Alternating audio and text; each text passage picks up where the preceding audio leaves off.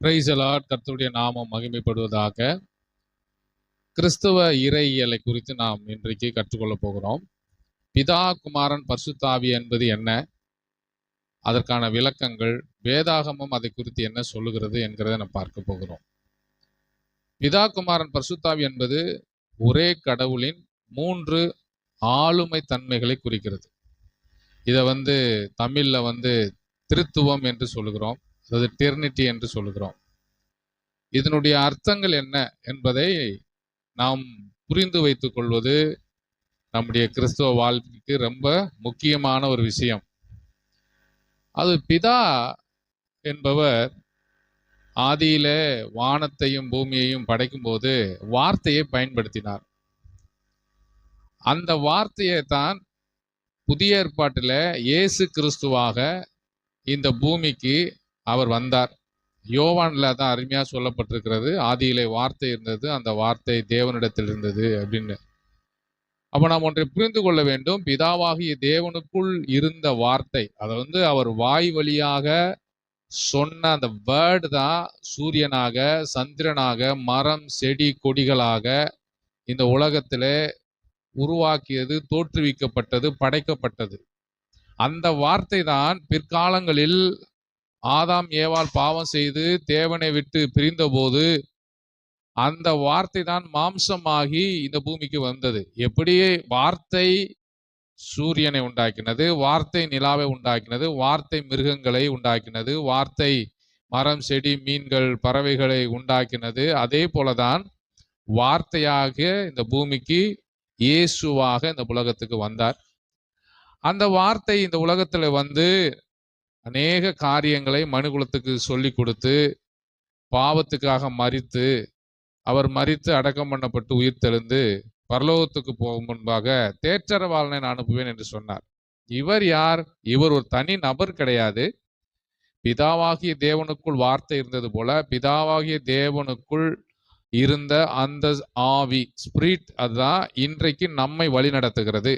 அதனால நாம் ஒன்றை தெளிவாக புரிந்து கொள்ள வேண்டும். பிதா வேற, குமாரன் வேற, ஆவியானவர் வேற, அப்படி கிடையாது. மூவரும் ஒன்றாய் இருக்கிறார்கள். என்னை கண்டவன் பிதாவை கண்டான் என்று இயேசு சொல்கிறார். நாங்கள் மூவரும் ஒன்றாய் இருக்கிறோம் என்று சொல்லுகிறார்கள். அதனால 3 நபர்கள் கிடையாது, 3 விதமான ஆளுமைகளை அவர்கள் கொண்டிருக்கிறார்கள். இப்ப உதாரணத்துக்கு எடுத்துக்கொள்வோமானால், ஒரு மனிதன் ஒரு நபருக்கு வார்த்தையின் மூலமாக ஒரு கடிதத்தை எழுதி அனுப்புகிறார். அந்த கடிதம் அங்க குறிப்பிட்ட நபரிடத்துல போனவுடனே அவர் வாசித்த பின்பு இவர் என்ன சொல்லுகிறார், என்ன செய்ய வேண்டும் என்று சொல்லுகிறாரோ அதை அவர் வாசித்த பின்பு அதை செயல்படுத்துகிறார். அப்ப அவர் இருக்க வேண்டிய இடத்துல அவர் இருந்தாலும் அவரால் அனுப்பப்பட்ட வார்த்தை அங்கே வேலை செய்கிறது. இது உதாரணமாக நாம் எடுத்துக்கொள்ளலாம். இன்னொரு விஷயத்தை நாம் பார்ப்போமானால், இந்த உலகத்துல சூரியன் இருக்கிறது. சூரியன் பிதா என்று நாம் உதாரணத்துக்கு எடுத்துக்கொள்வோமானால், அதிலிருந்து வருகிறதான அந்த ஒளி குமாரனுக்கு ஒப்பனையாக நாம் எடுத்துக்கொள்ள இருக்கலாம். அந்த ஒளியின் மூலமாக நமக்கு வெப்பம், ஹீட்டு பரிசுத்த ஆவியானவர் அப்படின்னு ஒப்பனையாக எடுத்துக்கலாம். ஆனால் சூரியன் ஒன்றுதான். ஆனால் அந்த சூரியனிலிருந்து வருகிறதான ஒளி கதிர்கள், வெப்பம், இதெல்லாம் நம்ம எப்படி தனித்தனியான்னு சொல்ல முடியுமா? இல்லை.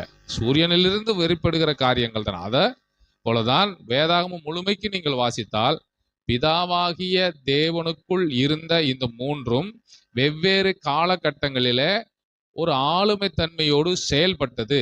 இப்பொழுது நாம் பிதாவாகிய தேவனை நாம் தொழுது கொள்கிறோம். அதோடு மாத்திரமல்ல, இந்த காலம் அவருடைய ஆவியின் காலம், அவருடைய ஸ்பிரிட்டின் காலம். அப்போ நாம் ஒன்றை சரியாக புரிந்து கொள்ள வேண்டும்.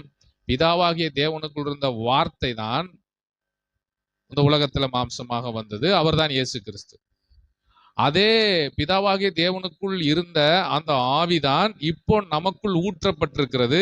ஆவியானவர் நம்மை நடத்துகிறார். இதை நாம் சரியாக புரிந்து கொள்வோமானால் நமக்குள்ள எந்த விதமான குழப்பங்களும் இருக்க வாய்ப்பு இல்லை என்பதை இதன் மூலம் தெரிவித்துக் கொள்கிறேன். அதனால 3 கடவுள்கள் கிடையாது, 3 தெய்வ வழிபாட்டு முறைகள் கிடையாது. ஒரே தேவன் தான். அந்த தேவனுக்குள் இருந்த 3 காரியங்கள் வெவ்வேறு காலகட்டங்களிலே செயல்பட்டது என்பதை இந்த காணொளி மூலமாக உங்களுக்கு தெரியப்படுத்துகிறோம். மீண்டும் இதை குறித்து ஏதாவது விவரங்கள் உங்களுக்கு வேணுமானால் எங்களை தொடர்பு கொள்ளுங்கள். அதற்கான விளக்கங்களை நாங்கள் உங்களுக்கு கொடுக்கிறோம். கமெண்ட்லேயும் நீங்கள் உங்களுடைய கேள்வி இருந்தால் தெரியப்படுத்துங்கள். அதற்கான விளக்கங்களை பின் நாட்களில் நான் பார்ப்போம். தேங்க்யூ. God bless you. கர்த்தர் உங்களை ஆசீர்வதிப்பார்.